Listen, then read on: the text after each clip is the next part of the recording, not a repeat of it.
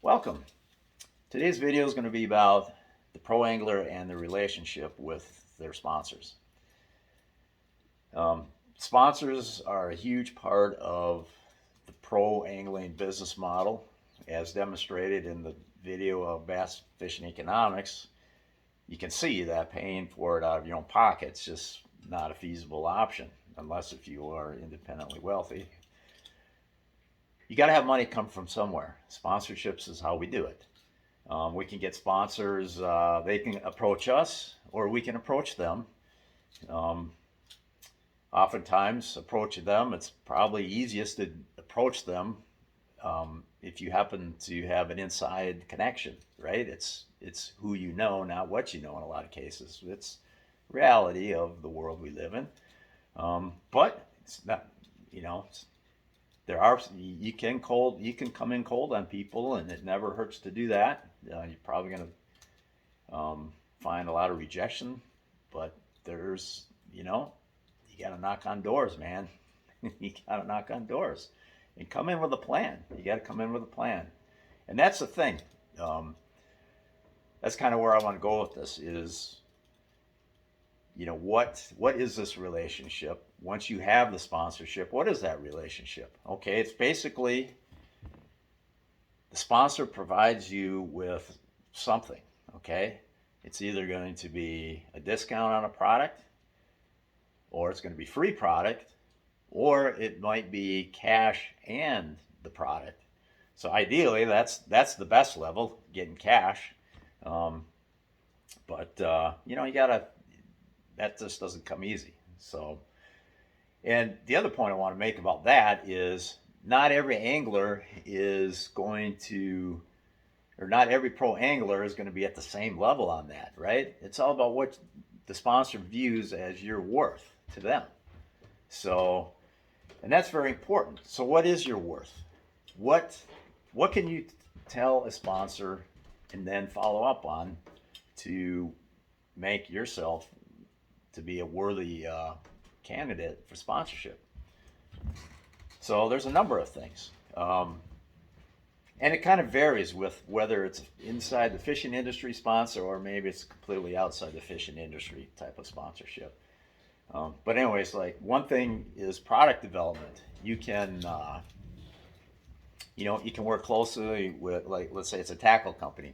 Well, part of the reason why they want to have a pro staff is to help generate ideas, to make better lures, tweak their brands, tweak their product lineups, and come up with better lures that are going to sell more, that they're going to sell more of.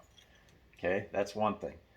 Another thing is you can offer as well. You can wrap your boat, truck, and in my case, I got a pickup camper. So Bridgeford wraps my truck, they wrap my pickup camper, and they wrap my boat. And all that is that's huge exposure because what we're trying to ultimately do, aside from the product development, we're trying to get our sponsors' name and their brand and their logo. We're trying to get that in front of as many eyes as possible.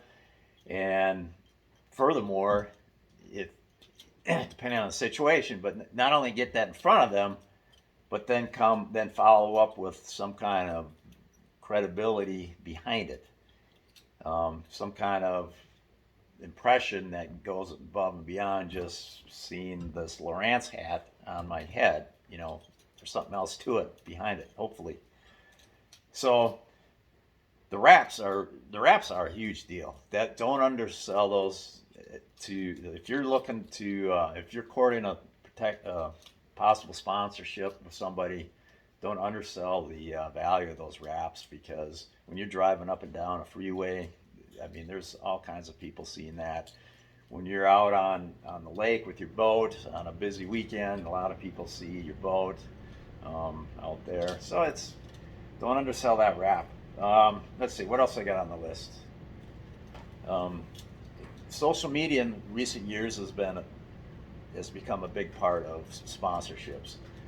So through websites, through Facebooks, Instagrams, YouTube videos. I mean, these are all places where sponsors are looking for you to be. They want to see you there because those are just another avenues for which they can get their brands in front of people. So that's my motivation for having this channel right here. It's not, my motivation isn't to become a famous YouTuber.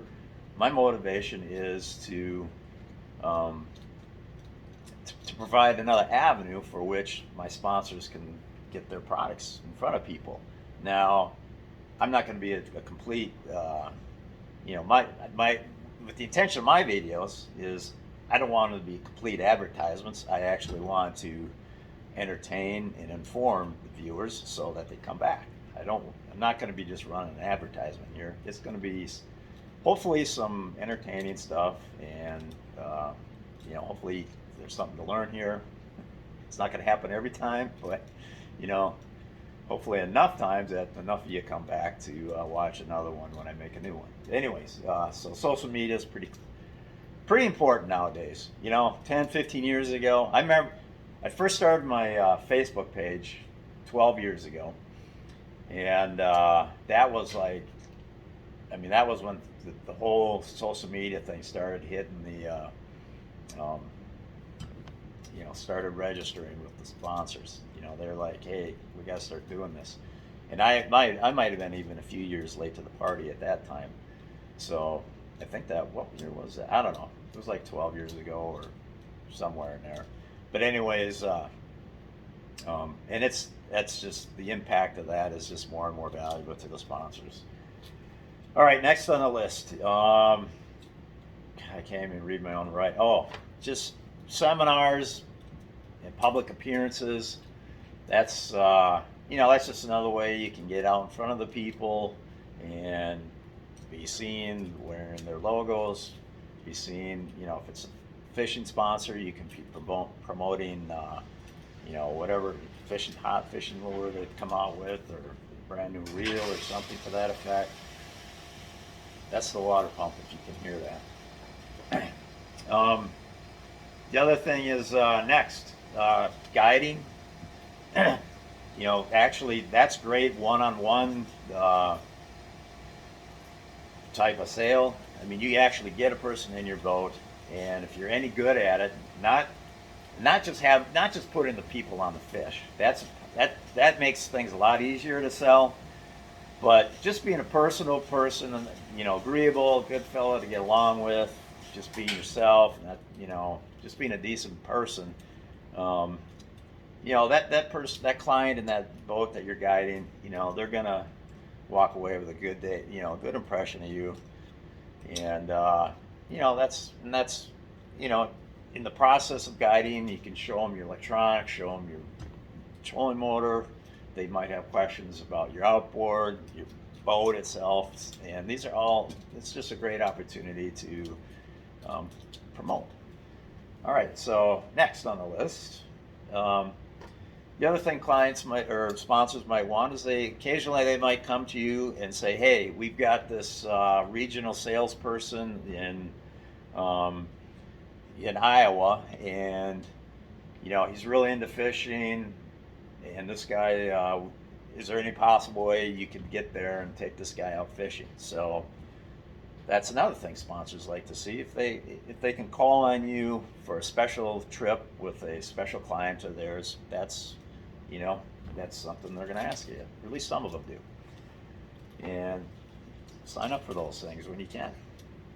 Next, then of course, I guess the whole reason behind it is, the whole reason why I'm looking for sponsors is to support my tournament habit, right?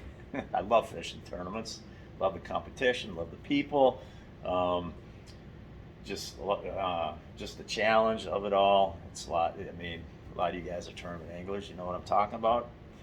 So, anyways, to support that habit, I need to, I can provide this extra exposure through my tournament competition.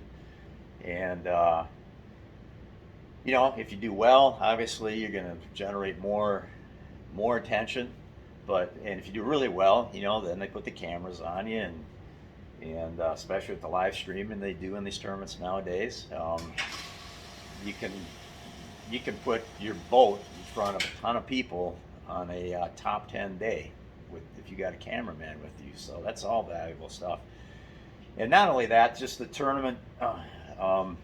What I found is that just by competing in tournaments, it helps. It helps generate ideas for the social media, and I can talk about the lakes I've been to, techniques that work, techniques that don't work, throwing a few other observations I've made during the tournament week, and people seem to be interested in that stuff sometimes.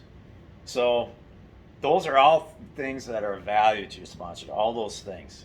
So, and then in return, like I said earlier, they can give you discounted product, free product, or a combination of cash and the product. And it's all depend on where you stand and how much of what I said earlier, how much of that do you deliver? Um, and they're going to want to see returns. They're going to want to see what you're delivering. Okay, you can't just sign up for it and not deliver anything. Okay, you got to deliver some of this stuff. Um, and some anglers are better at delivering it than others. Obviously, let's take Kevin Van Dam for example. The guy's the guy's going to deliver at a high rate, and he's going to be paid for it. Compare that to let's compare that to myself. Okay, I haven't won.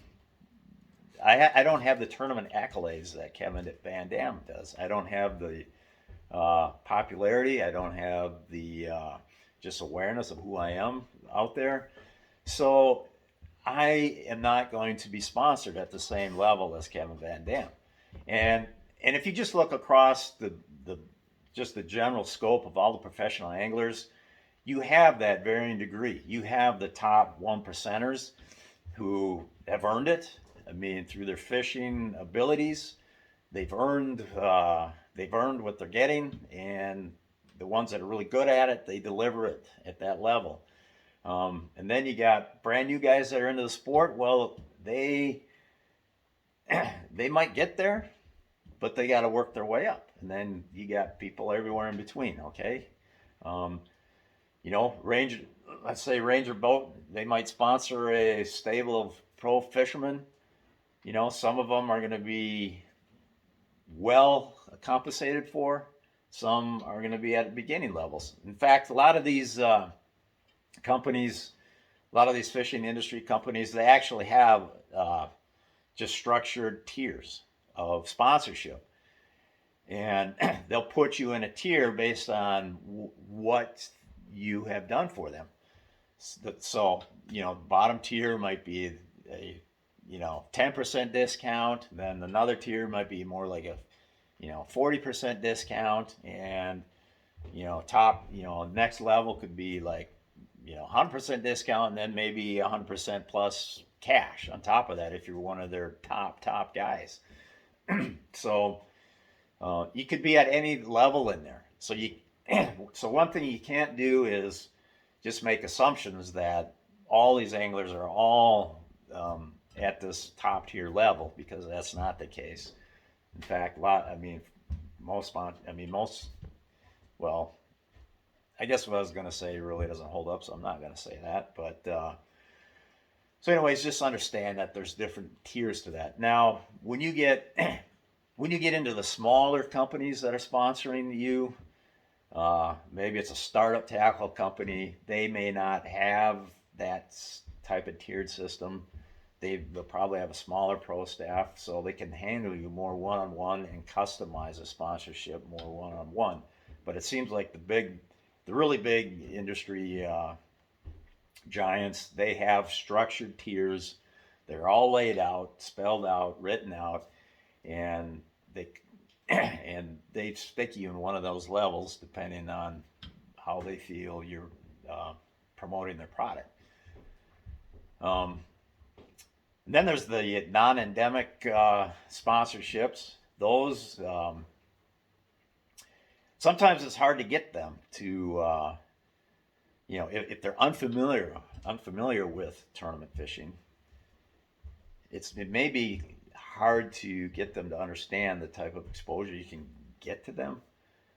which is where you need to come in with numbers. You need to be ready to show them what's going on, and um, they're gonna need convincing. That's for sure. If they're if you're approaching a cold company out of the fishing industry, and and they're not really familiar with it, that's a tough sell, but it's doable. If you get the numbers to support what you're saying, it's doable.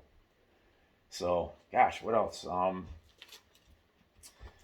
I guess that's about it. Just the point. I guess the main point of this is to recognize that um, not all pros are sponsored at the same level. You gotta